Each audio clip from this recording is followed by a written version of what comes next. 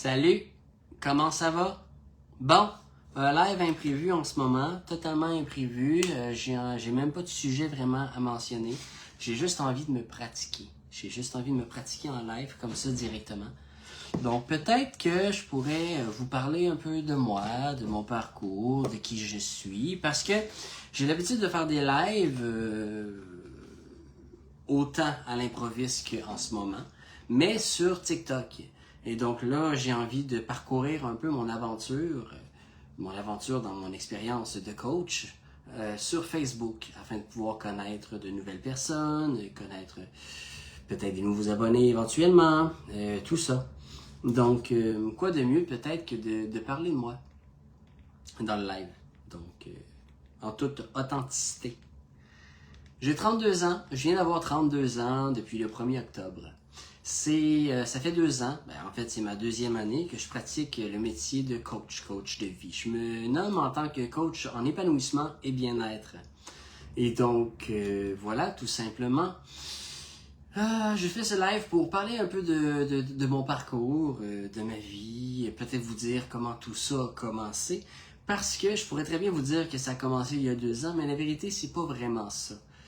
La vérité, c'est que ça a commencé quand j'ai eu l'âge de 25 ans. Et quand j'avais 25 ans, j'avais pas du tout l'idée de commencer une carrière de coach, tout simplement. Quand j'avais 25 ans, je voulais être un musicien professionnel. Et ensuite de ça, j'ai arrêté au bout de 2 ans et demi, puis j'ai voulu être un BDiste. Donc j'avais partagé des dessins, je faisais des bandes dessinées, je les partageais sur Facebook, dans les réseaux sociaux et tout ça. Et puis encore un autre 2 ans et demi, je vais arrêter pour différentes raisons. Et puis j'en suis venu à vouloir devenir coach, donc depuis 2 ans. En espérant que ça ne change pas l'année prochaine. Si ça change, je vais juste trouver quelque chose d'encore mieux, de toute façon. Donc, est-ce que j'ai envie de parler d'il y a 2 ans ou j'ai envie de parler... Je vais parler de mes 25 ans. Pendant mes 25 premières années de ma vie, je vivais, comme on pourrait dire, dans l'ombre. Je me cachais d'un peu tout le monde. J'avais peur de vivre, tout simplement. J'avais peur des gens, j'avais peur des autres. J'avais peur d'être moi-même, j'avais peur d'être critiqué. Bref, je vivais beaucoup de peur. Et c'était invivable, carrément, de vivre comme ça. Je vivais, mais j'étais mort à l'intérieur de moi. Je vais vous dire les vraies choses. Et puis, à un moment donné, une journée, une soirée comme les autres, je m'étais commandé de la pizza pour souper, c'était normal, je m'étais enfermé dans ma chambre comme d'habitude. Et puis j'avais parti un film qui m'intéressait, un film qui parlait de musique. Le film racontait l'histoire d'un jeune adolescent qui voulait bâtir un groupe de musique pour plaire à la femme qu'il aime. Ce qui me touchait déjà en partant. Et je regardais ce film-là, et puis à la fin du film, ce qui s'est passé, c'est que le jeune, il partait en bateau, en pleine tempête.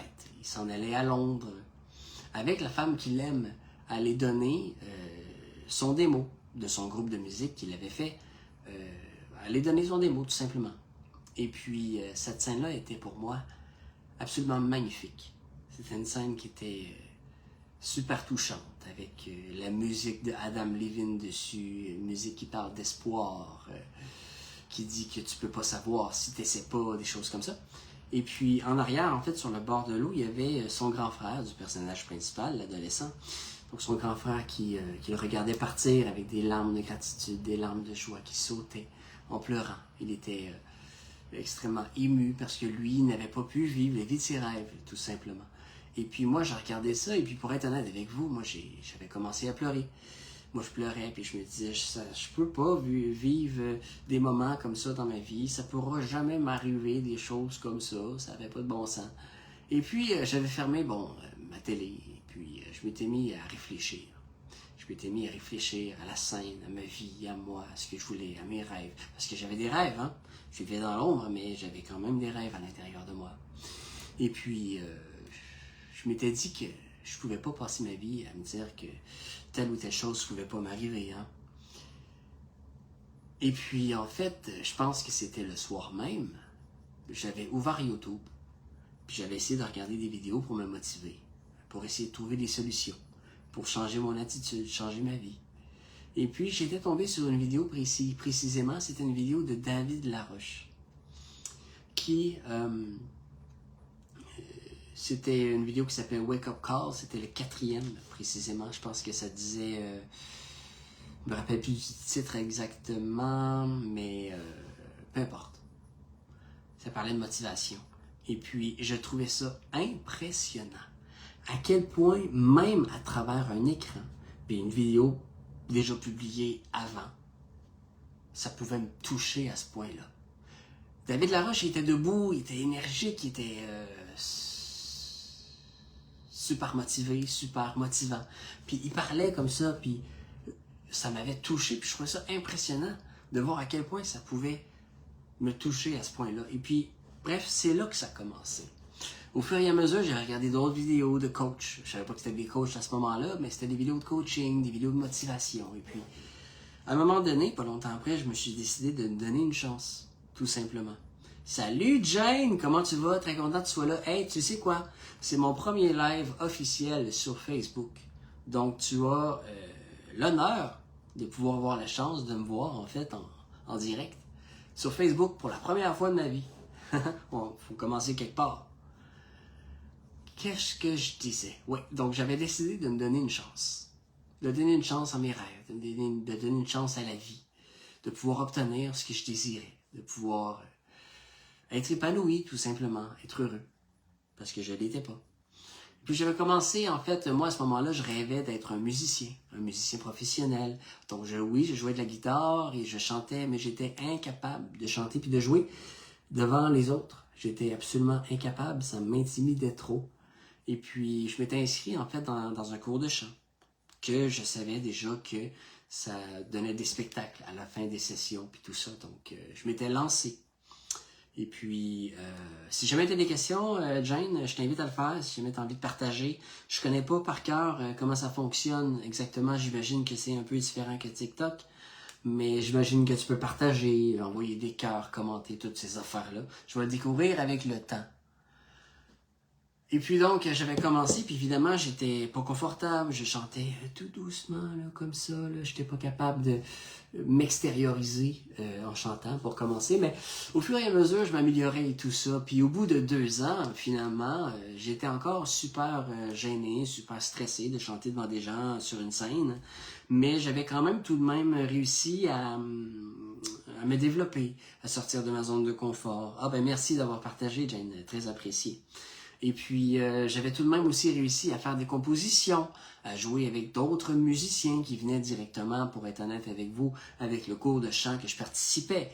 Mais c'était quand même un bon défi. J'ai fait plusieurs spectacles. J'avais chanté là dans des bars et tout ça. Jamais seul, toujours accompagné.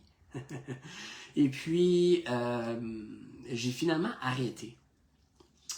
Pour être franc avec vous, la raison pour laquelle j'avais arrêté, c'est parce que j'étais incapable d'exprimer mes réelles émotions à travers une chanson. J'étais incapable.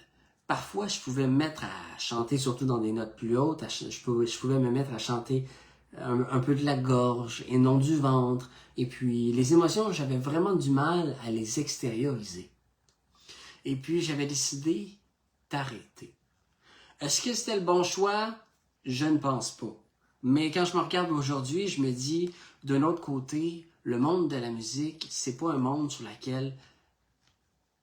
c'est pas un monde qui m'appartient. Je sais que je suis pas, ce que je m'apprête à vous dire, c'est pas un jugement, mais moi j'ai toujours voulu avoir une vie familiale stable. Et quand je regarde les grands professionnels qui partent, professionnels pour de vrai, là, qui font des albums, qui gagnent leur vie avec ça, ils partent souvent, longtemps, dans des tournées. Et puis, malheureusement, je dis pas qu'il y a ça partout, hein, Jane, mais malheureusement, il y a aussi beaucoup de consommation qui se passe là-dedans. Et c'est une chose, à partir de 25 ans, que j'avais réussi justement à me débarrasser quand je m'étais décidé de me donner une chance dans ma vie. Donc, je voulais pas me réembarquer là-dedans, puis ça faisait pas partie de mon monde, du moins ça n'en faisait plus partie. Donc oui, j'avais arrêté par cause que j'étais incapable de performer davantage, peut-être, je vais dire ça comme ça. Mais de l'autre côté, c'était quand même une bonne chose, je crois. Donc par la suite, j'ai toujours été un homme de rêve, d'ambition et tout ça. je m'étais décidé de faire du dessin. Je voulais devenir BDiste, je voulais faire des bandes dessinées. Donc, je voulais devenir, en fait, je voulais finalement gagner ma vie avec le dessin. Je voulais faire des bandes dessinées. J'ai toujours été un homme débordant d'imagination, donc je m'étais dit, c'est parfait, je vais faire ça. Donc, j'avais réussi à faire ça. Je partageais des dessins, des bandes dessinées, des histoires sur Facebook, les réseaux sociaux et tout ça. Malheureusement, j'ai fermé ma page. J'aurais pas dû, je pense. C'est pas grave. Mais c'est ça, c'était cool. J'ai fait ça pendant 2 ans et demi à peu près, encore une fois. Mais j'ai arrêté, mais pour une raison différente, qui est peut-être une raison plus sage, vous me direz après. Mais ma fille était née. J'avais eu droit à mon 5 semaines parentales de congé. Et puis, je m'occupais beaucoup d'elle, évidemment. Moi et ma femme, on s'occupait de notre enfant, un nouveau bébé. Notre premier enfant, c'est quelque chose. On ne sait pas comment ça marche. On ne sait pas comment se débrouiller avec un bébé dans notre vie, là. Mais c'était beaucoup de temps. Et puis, très rapidement, au bout de quelques mois, je m'étais rendu compte que j'avais plus assez de temps. Parce que mes projets étaient énormes. Je voulais pas me contenter de faire des bandes dessinées de 10 pages. Des histoires de 10 pages, pour moi, c'était toujours 30, 40, 50 pages. Et puis, ça me prenait beaucoup de temps. Puis, je suis un homme qui se soucie toujours du détail. Et donc, ça faisait en sorte que mes dessins étaient super longs à faire. Alors, j'avais arrêté pour cette raison-là. Donc, je m'étais dit, j'avais oublié de le mentionner, mais je m'étais dit, parfait. J'ai une fille maintenant, j'ai un enfant, il faut que j'arrête de niaiser puis de vivre à travers mes rêves d'enfant. Je m'étais dit, je vais évoluer dans la gestion. Et j'avais trouvé une occasion, justement, excuse-moi, je viens d'avoir un message, je me déconcentrer. Je m'étais dit que j'allais évoluer dans la gestion. Et puis, j'avais trouvé l'occasion de pouvoir être gérant d'un département chez Rona. Donc, j'ai fait ça encore une fois pendant 2 ans, presque. Mais j'ai vraiment adoré ça. J'ai vraiment adoré ça, puis c'est vraiment à partir de ce moment-là que j'avais réussi à me dépasser. Comme quoi, ce qui m'a toujours donné de la force dans ma vie, c'était ma fille. Parce que quand j'avais commencé dans la gestion, je voulais réellement réussir là-dedans. Salut mon amour, elle vient de se connecter, ça veut dire qu'elle est en pause à son travail. Oui, donc pour tout dire, mon amour, j'ai fini mon live dans le groupe de GF sur lequel je fais ma formation. Et puis, je me suis regardé, évidemment. Et puis, je me suis dit, autant que dans ma première année, je me suis pratiqué à faire des vidéos, que là, pour ma 2e année, je pense que je vais me concentrer à me pratiquer surtout dans des lives. Dans des lives, de parler de certains sujets, de parler de moi, toutes ces choses-là. Fait que je m'étais dit, let's go, je me connecte, je commence l'expérience avec des lives Facebook. Et puis, voilà. Donc, où est-ce que j'en étais? Donc, c'est à croire que ma fille m'a toujours donné de la force à quelque part, parce que c'est vraiment à partir de ce moment-là, quand j'ai commencé la gestion à mon travail chez Rona, que je voulais me dépasser. Je voulais réellement réussir dans quelque chose. Mais moi aussi, je dessine, il y a longtemps, des animaux et des paysages. C'est super cool. Tu vois, moi, ça a toujours été un petit peu des cartoons. Des visages de cartoons semblables à ce qu'on peut voir à Télétoon. J'allais dire Télétoon, mais ça n'existe plus. Mais des dessins animés cartoons. C'est vraiment ça que je voulais faire, qui me tenait à cœur. On s'en parlera tantôt, j'entends pas beaucoup, je suis pas encore en pause. Ah, mais pas de problème, mon amour. Je t'aime, à bientôt. Bref, j'avais réussi à me dépasser, puis c'était challengeant pour moi, non pas pour le travail, j'ai toujours été un travaillant, je vais toujours l'être toute ma vie, mais c'est surtout le fait d'être le gérant de d'autres gens. Et ça, en tant qu'ancien timide, en tant qu'ancien intimidé, je vais dire ça comme ça, ancien anxieux depuis mon enfance, ça a toujours été un challenge pour moi de confronter des gens dans des soucis. Je me suis toujours rabaissé aux autres. Donc, il fallait pas que je le fasse en tant que gérant. Donc, il fallait que je prenne ma place. Et donc, ça a toujours été quelque chose de difficile. Mais, croyez-moi, je l'avais bien fait. Je l'avais vraiment bien fait. Et puis, je me suis tellement bien débrouillé. Il y avait mon directeur général du Rona. Il m'avait donné le poste de gérant au bout de quelques mois quand j'avais commencé. Puis, j'étais tellement fier, tellement fier. C'est à partir de ce moment-là que j'ai réalisé que je pouvais réaliser des choses, que je pouvais réussir des choses dans ma vie. Puis ça m'avait donné vraiment beaucoup de fierté. Je me rappelle, j'avais appelé ma femme à ce moment-là, j'étais en pause, j'ai dit « Hey, mon amour, j'ai réussi, je suis gérant. C'était une énorme fierté pour moi. Et puis, bref. Pendant mon parcours, pendant ces 2 ans-là de gestion-là, je m'étais rendu compte que c'était pas non seulement que c'était non seulement la gestion que j'aimais, mais c'était surtout de contribuer à l'évolution de mes employés. Je ne sais pas pourquoi je vous parle avec mon crayon, je prends même pas de notes, c'est juste que je sais pas. Je suis le même. J'imagine que si j'ai besoin de prendre des notes, je vais pouvoir être prêt à le faire. En tout cas, anyway, c'est une parenthèse. Qu'est-ce que je disais? Ouais, c'était non seulement de gérer, mais de contribuer à l'évolution des autres. Et c'est ça que j'aimais le plus. Et c'était de motiver les gens, d'être proche des autres. Par exemple, un employé pouvait m'arriver et me dire « ça va pas trop bien ». C'était souvent des jeunes d'ailleurs. Je suis avec mon chum ou ma blonde, puis j'aurais peut-être besoin de prendre du recul aujourd'hui. Je dis « pas de problème, écoute, où est-ce que tu aimerais aller? Est-ce que tu préfères aller à la caisse ou tu préfères rester occupé au service à clientèle, tout ça? » Fait que, moi, ce que j'aimais, c'était souvent dealer avec tout le monde. Faire en sorte que tout le monde soit bien à leur travail. Ça, c'était ma mission en tant que gérant. Et je pense que ça devrait être la mission de tous les gérants dans leur carrière. C'est pas de faire en sorte de ne pas prendre sa place, mais de prendre sa place, d'être un leader et non un boss. D'être un leader, d'être en avant des autres, mais de travailler avec les autres. Hein? C'est pas d'être assis et de dire aux autres quoi faire. Loin de là.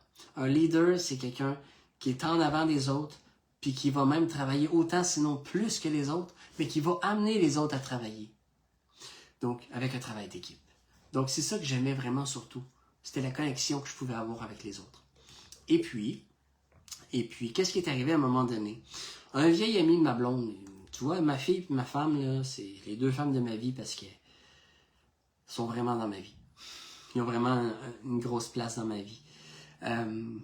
Ça fait du bien de parler sans notes, de s'exprimer dans son naturel. Oui, absolument. Absolument, ça fait du bien. Puis c'est pour ça que je fais des lives, c'est pour me pratiquer. Longtemps dans ma vie, je me suis tais. J'ai jamais dit ce que je pensais. Je me taisais envers les autres. Et puis, je sais que moi, à l'intérieur de moi, j'ai beaucoup de choses à dire. Non seulement beaucoup de choses à dire, mais beaucoup de bonnes choses à dire. D'ailleurs, tu peux savoir, Jane, dans mes vidéos, je partage des choses à travers mon cœur. Et c'est plus facile pour moi, en ce moment du moins, de le faire en vidéo plutôt qu'en live. Parce en vidéo, j'ai le temps de réfléchir, j'ai le temps d'écrire des choses.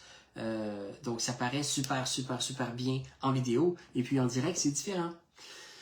Mais le naturel est là, puis c'est ça qui est le fun aussi également. Salut Marlène! Hey, bienvenue Marlène!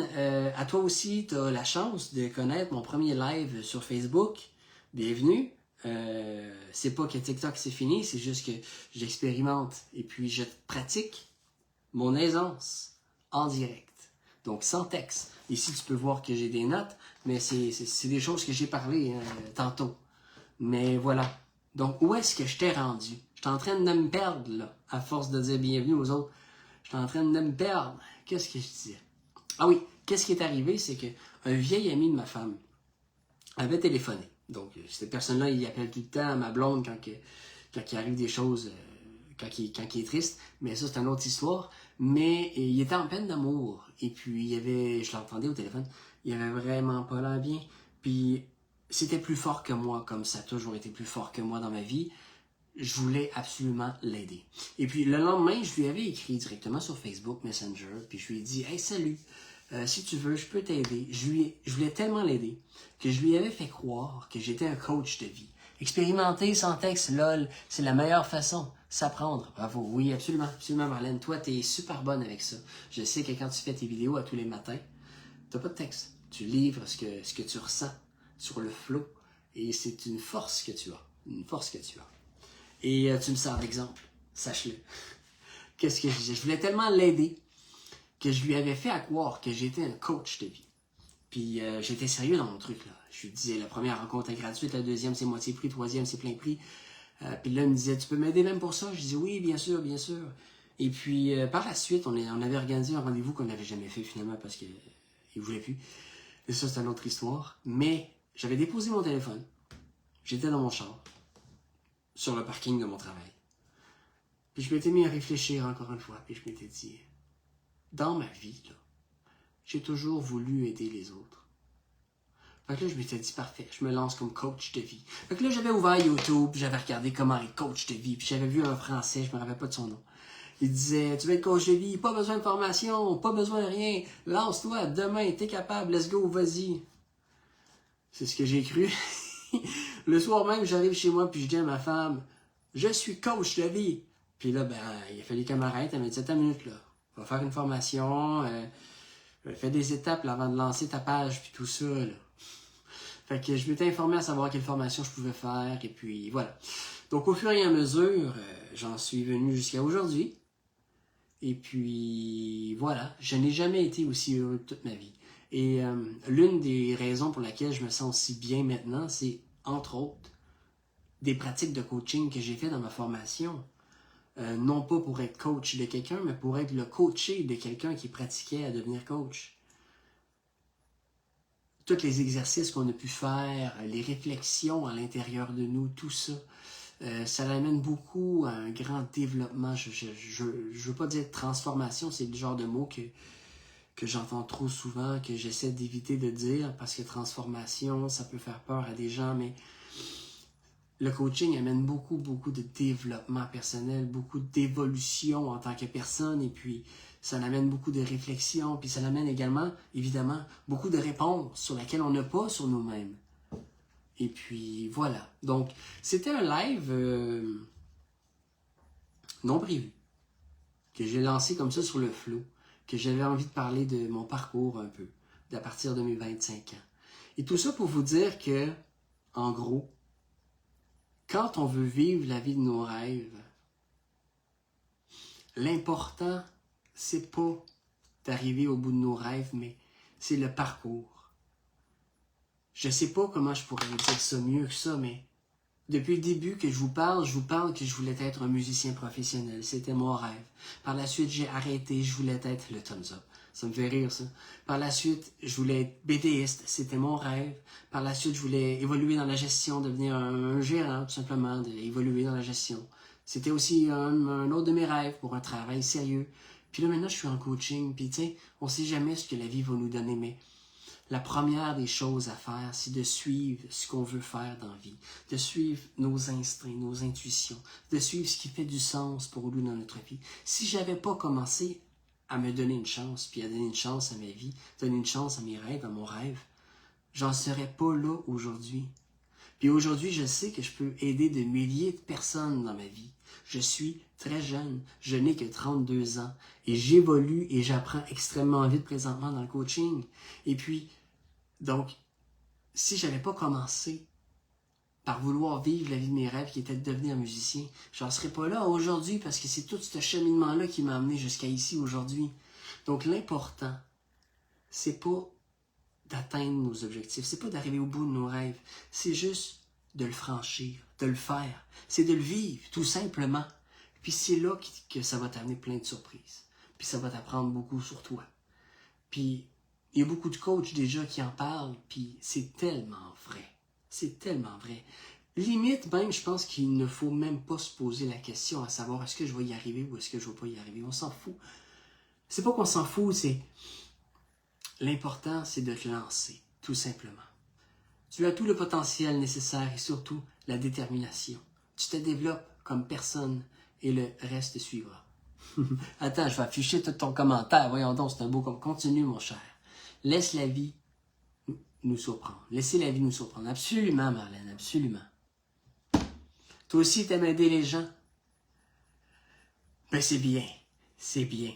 Moi, la toute première fois, si je peux me permettre, je vais poursuivre avec ton commentaire, la toute première fois que j'ai été quelqu'un dans ma vie, j'étais en première année. Je vais boire de l'eau. Quand on parle comme ça, là, on devient qu'on a soif. Surtout que je commence à être malade aujourd'hui, mais ça, c'est une autre histoire.